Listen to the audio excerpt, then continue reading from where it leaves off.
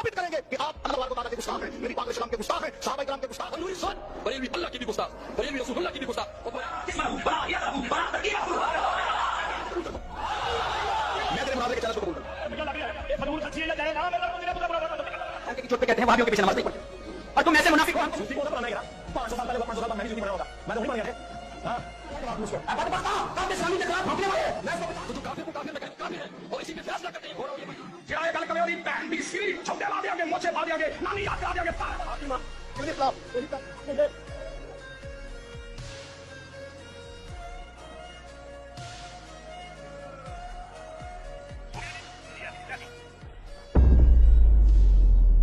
ہم جبرن کیوں منوانا چاہتے ہیں دوسرے کو؟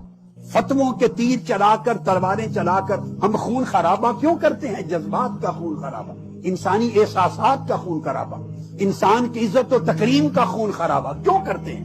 ہمارے معاشرے میں تو کھلم کھلا جو ظاہر عزت ہوتی ہے وہ بھی ختم ہو گئی ہے، اس کی قدریں بھی مٹ گئی ہیں، اور مذہبی اور دینی طبقات میں ہم ایک دوسرے کو للکارتے ہیں، ایک دوسرے پر تانا زنی کرتے ہیں، تیر مارتے ہیں، ایک دوسرے کی تکفیر کرتے ہیں، تفسیق کرتے ہیں، تدلیل کرتے ہیں، توہین کرتے ہیں، تحقیر کرتے ہیں، یعنی ایک دوسرے کو حقیر کہتے ہیں۔ جاننا بھی ایک الگ بات ہے، حقیر جاننا، وہ جانتے بھی ہیں، کہتے بھی ہیں، اور نجی مجلس میں نہیں، اب سٹیجز پہ پبلکلی کہتے ہیں۔ ایک دوسرے کو گمراہ بنانا، فاسق و فاجر بنانا، اٹھا کے جہنم میں دھکیلنا، نفرتیں پھیلانا، غصوں کا اظہار کرنا ایک دوسرے کے لیے، یہ ہمارے رویے ہو گئے ہیں۔ ان رویوں کا دور دور تک آقا علیہ السلام کی سیرت طیبہ سے تعلق نہیں ہے۔ اللہ پاک نے اپنے برگزیدہ نبیوں رسولوں کو یہ ذمہ داری نہیں دی کہ آپ ان سے منوائیں، فرمایا بات پہنچا دیں۔ وما علینا الا البلاغ المبین کا معنی یہ ہے، ہر خطاب کے اینڈ پر آپ کہتے ہیں کہ نہیں، ہر خطاب کے اینڈ پر ہر عالم، ہر دائی، ہر مبلغ کہتا ہے میری ذمہ داری اچھے طریقے سے پہنچا دینا، بس پہنچا دیں۔ پہنچانے والا گالی کیسے دے سکتا ہے؟ پہنچانے والا اس کو لاٹھی کیسے مار سکتا ہے؟ پہنچانے والا دوسرے کی تذلیل کیسے کر سکتا ہے؟ اس نے تو پہنچایا نہیں۔ ہم جو کرتے چلے جاتے ہیں اس کو ایک دین کا ٹائٹل دے دیتے، ہم نے دین کے ساتھ مذاق کر دیا، اور دین کو اٹھا کر، دین کی حرمت کو اٹھا کر گلی کوچوں اور سڑکوں پہ لے آئے، ان کو عوامی نعروں میں بدل کے ہم نے ایک نفرت کا بازار گرم کر دیا۔ ہم نوجوان نسل کو اور عالم انسانیت کو کیا پیغام دینا چاہتے ہیں؟ ہم نے کتنے فاصلے کر لیے آقا علیہ السلام کی سیرت طیبہ سے۔ سب سے بڑا حق اور سب سے بڑی ذمہ داری ان لوگوں کی ہے جو دین کی پہچان سمجھے جاتے ہیں، دین کے مبلغ ہیں، لوگ جن سے دین سیکھتے ہیں، ان کے قول سے بھی، ان کے عمل سے بھی، دین کا نمائندہ کہلانے والے، دین کی پہچان کہلانے والے لوگ، جنہیں دیکھ کر، سن کر دین کو سیکھیں۔ اگر ان کی زبان پر گالی آئے، وہ نفرت کی زبان میں بولے، وہ طعن و تشنیع کی زبان میں بولیں، وہ ایک دوسرے کے خلاف للکار کریں، اگر ان کے منہ پر گالی آئے تو دین کا کیا بچ جائے گا اس سوسائٹی میں؟ بولیے۔ اپنے طور طریقے بدلنے ہوں گے، اپنا برتاؤ بدلنا ہوگا، اپنے رویوں کو تبدیل کرنا ہوگا، اور نفرتوں کو نکال کر اس جگہ محبت کو پر کرنا ہوگا، پکنا ہوگا۔ خیز و غضب کی جگہ پہ شفقت اور نرمی کو پر کرنا ہوگا۔ دوسرے کو بے عزت کرنا، ننگا کرنا، للکارنا، اس کی تضحیک کرنا، تذلیل کرنا چھوڑ کر ہر ایک کو احترام دینا ہوگا۔ اختلاف رائے کا بھی احترام کرنا، اختلاف رائے کی جگہ دینی ہوگی، گنجائش دینی ہوگی، دوسرے کو سپیس دینی ہوگی، اس کے خیالات کو دھیان سے سننا ہوگا، احترام کرنا ہوگا، اور اختلاف کا جواب بھی دینا ہے تو دلیل سے دینا ہوگا، تلوار سے نہیں، گالی گلوچ سے نہیں، فقط حسن دلیل سے، دلیل کی قوت سے۔ اور وہ دلیل کی قوت بھی جب دیں تو اس کو ایسا نہ لگے کہ مجھے بے عزت کر رہا ہے، ایسا لگے کہ اپنا نقطہ نظر دلیل سے میرے آگے پیش کرتا، وہ مان لے۔ اللہ پاک کا طریقہ، اللہ نے انبیاء کو فرمایا، آقا علیہ السلام سے فرمایا، میرے محبوب بس آپ کا اتنا کام ہے کہ دلیل سے میری بات ان تک پہنچا دیں، ماننا نہ ماننا ان کا کام ہے، یہ میں جانوں، میرا کام جانے، یہ آپ کی ذمہ داری نہیں ہے۔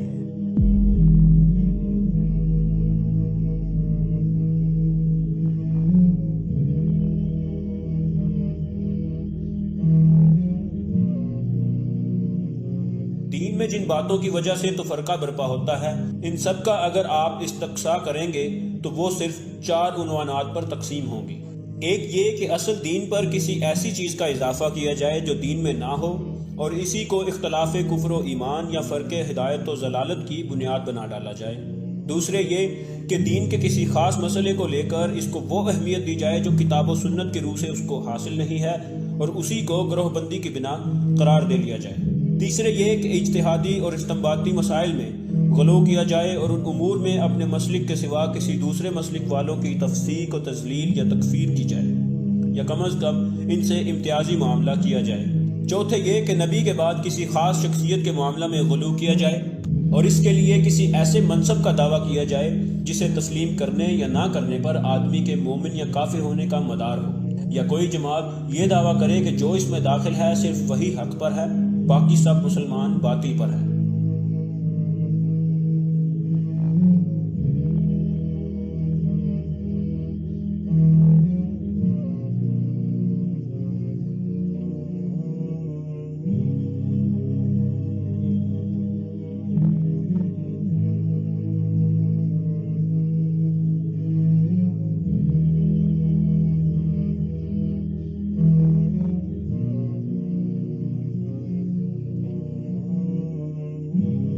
رہے نبی صلی اللہ علیہ وسلم کے پیرو تو ان پر اس مثال کا دوسرا حصہ صادق آتا ہے۔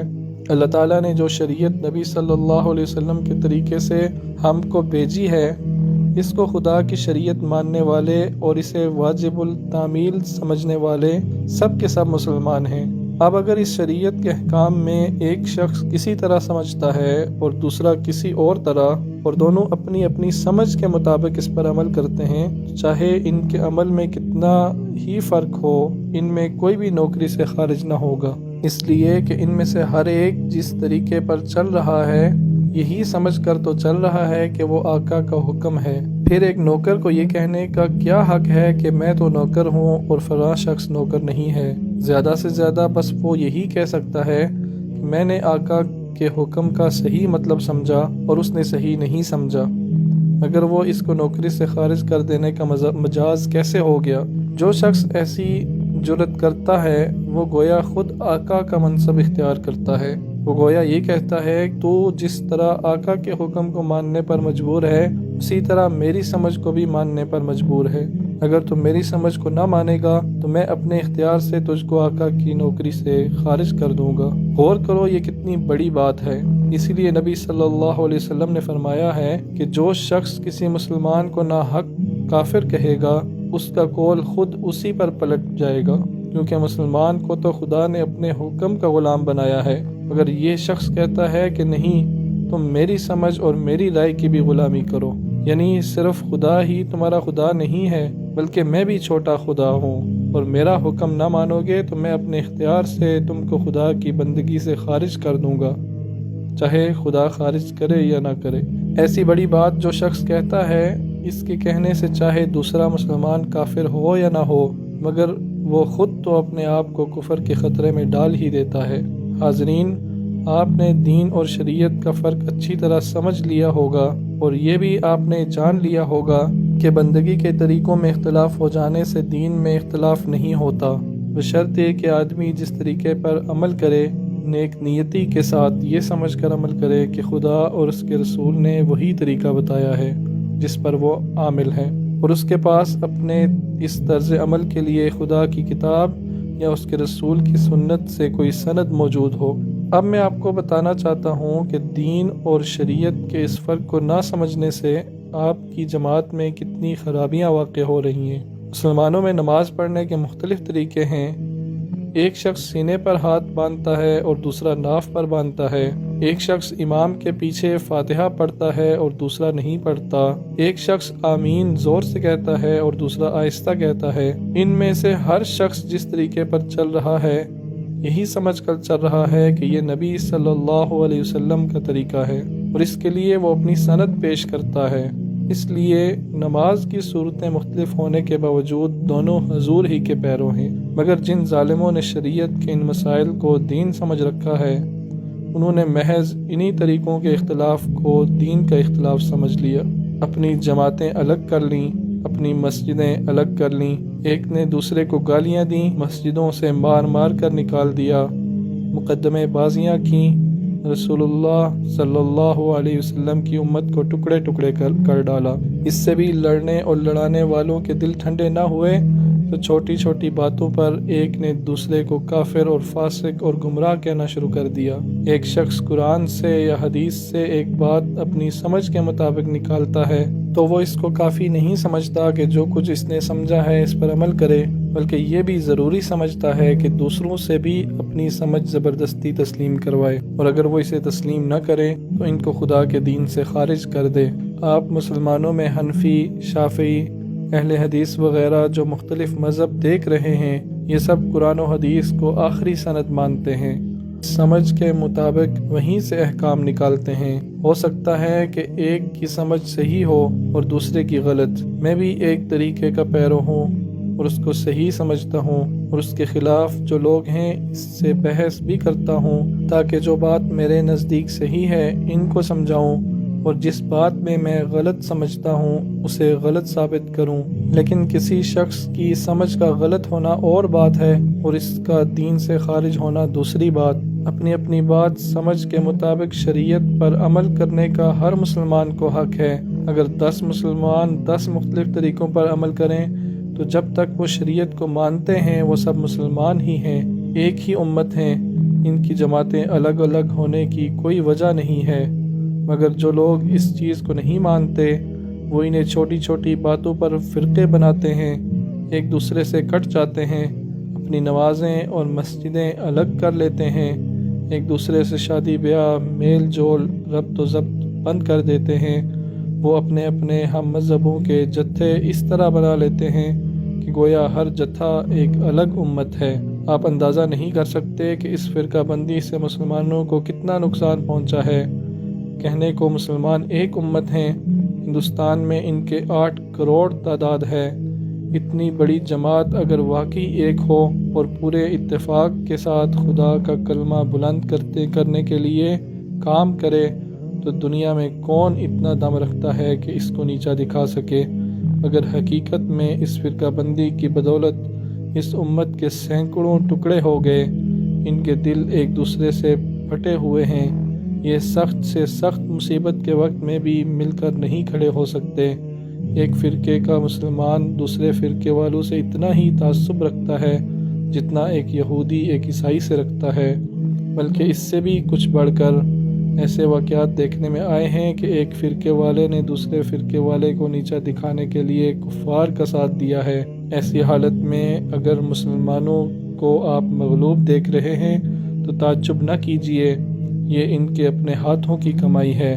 ان پر وہ عذاب نازل ہوا ہے جس کو اللہ تعالیٰ نے اپنی کتاب میں اس طرح بیان کیا ہے، او یلبسکم شیعا ویذیق بعضکم بأس بعض، یعنی اللہ کے عذاب کی ایک صورت یہ بھی ہے کہ وہ تم کو مختلف فرقوں میں تقسیم کر دے اور تم آپس ہی میں کٹ مرو۔ بھائیو، یہ عذاب جس میں سارے ہندوستان کے مسلمان مبتلا ہیں، اس کے آثار مجھے پنجاب میں سب سے زیادہ نظر آ رہے ہیں۔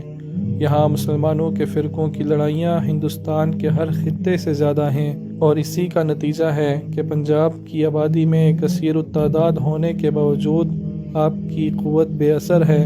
اگر آپ اپنی خیر چاہتے ہیں تو ان جتھوں کو توڑیے، ایک دوسرے کے بھائی بن کر رہیے اور ایک امت بن جائیے۔ خدا کی شریعت میں کوئی ایسی چیز نہیں ہے جس کی بنا پر اہل حدیث، حنفی، دیوبندی، بریلوی، شیعہ، سنی وغیرہ الگ الگ امتیں بن سکیں۔ یہ امتیں جہالت کی پیدا کی ہوئی ہیں۔ اللہ نے صرف ایک امت مسلمہ بنائی تھی۔ بڑی بدقسمتی، چونکہ سوسائٹی انتہاؤں کی طرف جا رہی ہے، اعتدال کا راستہ ہم چھوڑتے جا رہے ہیں، اور ایسا ہوتا ہے جب سوسائٹی میں عقیدے، مسلک صف بندی کا شکار ہو جاتے ہیں، متقابل ہو جاتے ہیں، آمنے سامنے کھڑے ہو جاتے ہیں، اور لوگ اپنے اپنے عقیدے اور مسلک میں یا اتنے متعصب ہو جاتے ہیں یا ایک دوسرے کے خلاف اتنے انتہا پسند ہو جاتے ہیں، اور صف بندی عقیدہ اور مسلک کی بنیاد پہ نمایاں ہو جاتی ہے جس سوسائٹی میں، تو پھر ہر ایک عقیدہ اور مسلک کا کوئی شعار ہوتا ہے، خاص علامت ہوتی ہے، ہر عقیدے اور مسلک کے لوگ کسی ایک نقطے پر خاص طور پہ ایمفسائز کرتے ہیں، وہ ان کا نیوکلیس ہوتا ہے کسی ایک عقیدے میں، مسلک میں، اور اہل مسلک میں، ان کے پیروکاروں میں نیوکلیس ہوتا ہے، خاص علامت، خاص سمٹم ہوتی ہے، وہ پورا زور اس پہ لگاتے ہیں، اور آپ کو دوسرا عقیدہ رکھنے کی وجہ سے ان سے اختلاف ہے، لہٰذا ان کی ہر بات سے اختلاف کرنا آپ اپنے اوپر واجب کر لیتے ہیں، خواہ وہ حصہ حق کیوں نہ ہو۔ اسی طرح دوسرا گھر کرتا ہے کہ آپ کے عقیدہ اور مسلک میں ایک بات نمایاں ہو گئی، زیادہ اجاگر ہو گئی، آپ اس کو زیادہ ایمفسائز کرنے لگ گئے، علامت بن گئی، آپ کی پہچان بن گئی، تو جس نے آپ سے اختلاف کرنا ہے وہ پھر آپ کی ہر بات سے اختلاف کرنا اپنے اوپر واجب سمجھتا ہے۔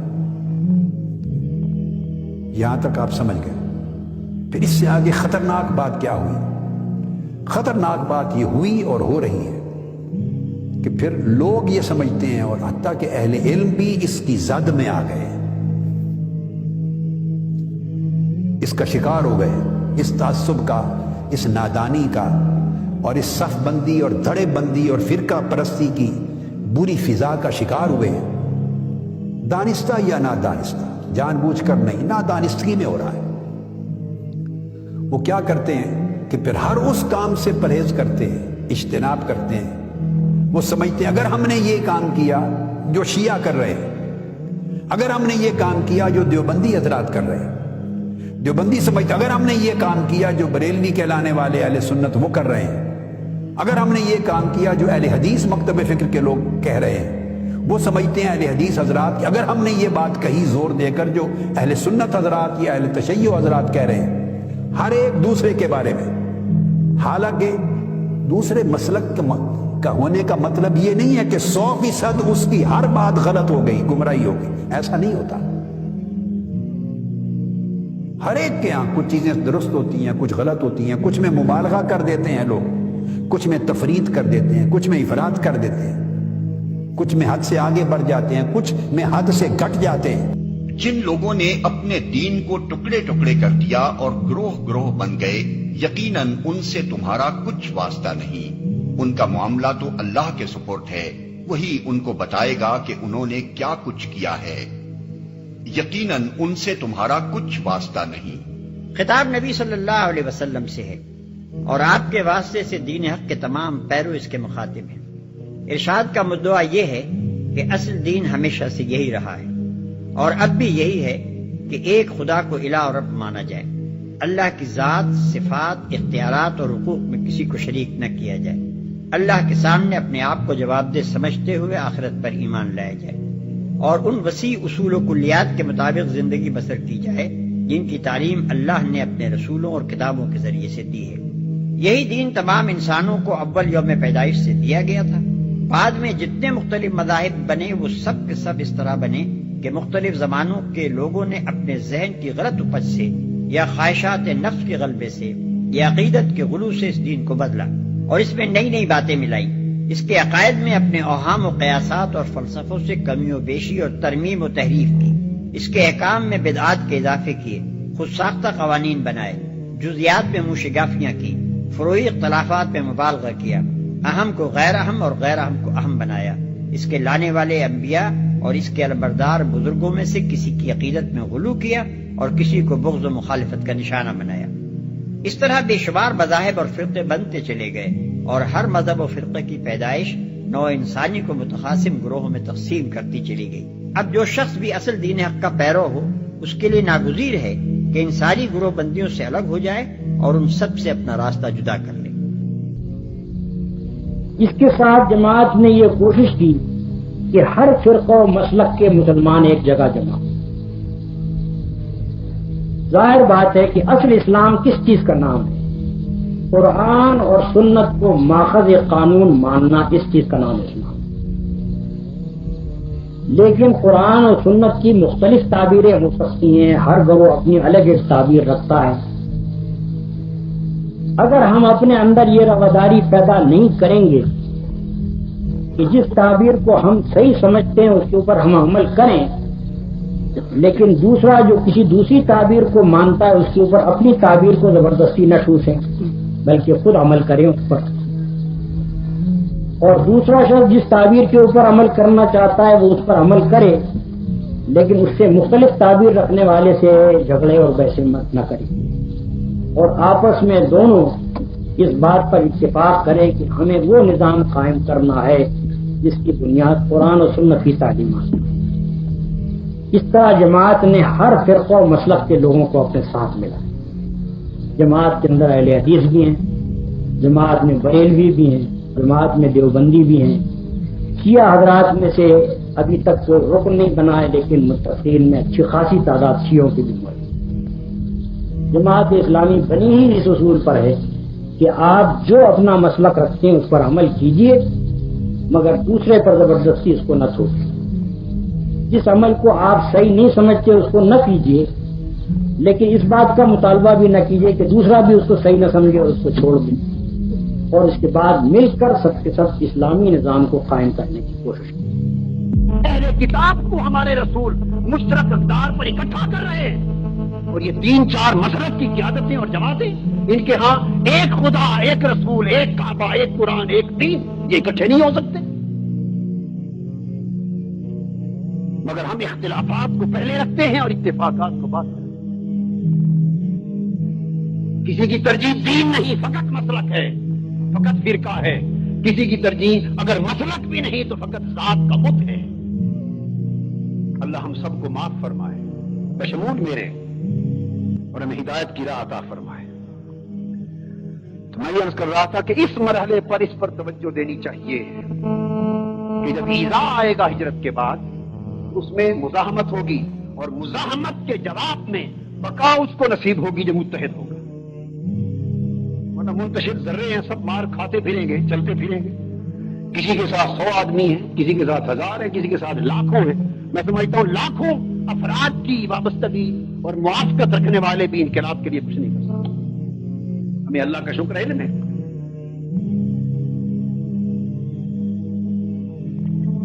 تو اس کے لیے وحدت اور یگانگت اور اتحاد کے عمل کی ضرورت ہے کہ اہل ایک سوچے۔ میں محترم ڈاکٹر اسرار احمد صاحب کو مبارکباد دیتا ہوں کہ انہوں نے کم سے کم ایک پلیٹ فارم پر ایک دوسرے کو سننے کا ایک موقع بنایا۔ جب ایک دوسرے کی سوچ ہم سنیں گے، سمجھیں گے، تو یقیناً میں اتفاق کرتا ہوں کہ اس رائے سے کہ اس سے قربت پیدا ہوگی۔ سنے لوگ ایک دوسرے سے مل بیٹھے۔ میں نے تو بلکہ یہاں تک بھی جو نمائندے آئے تھے میں نے عرض کیا تھا کہ بہتر ہے جو انتخابی سیاست ہی کو انقلاب کا ذریعہ سمجھتے ہیں، ان کے کچھ احباب بھی مذاکرے میں آئیں، تاکہ ایک دوسرے کو موقع دیا جائے کہ آپ ہمیں سمجھائیں کس طرح انقلاب آئے۔ اس ووٹ کے ذریعے اس پولیٹیکل کرپٹ پولیٹیکل کلچر میں، الیکشنیئرنگ پولیٹیکل کلچر میں کیسے آئے گا، ہم بھی ڈسکس کریں تاکہ مل کر ایک دوسرے کے افہام اور تفہیم کے ساتھ آگے بڑھنے کی کوشش ہو۔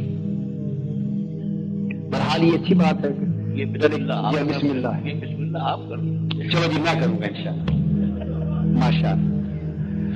یہ چونکہ وہ کیا 220 وولٹ کا ہے معاملہ، تو ڈاکٹر صاحب فرماتے ہیں یہ ہاتھ آپ لگا لیتا۔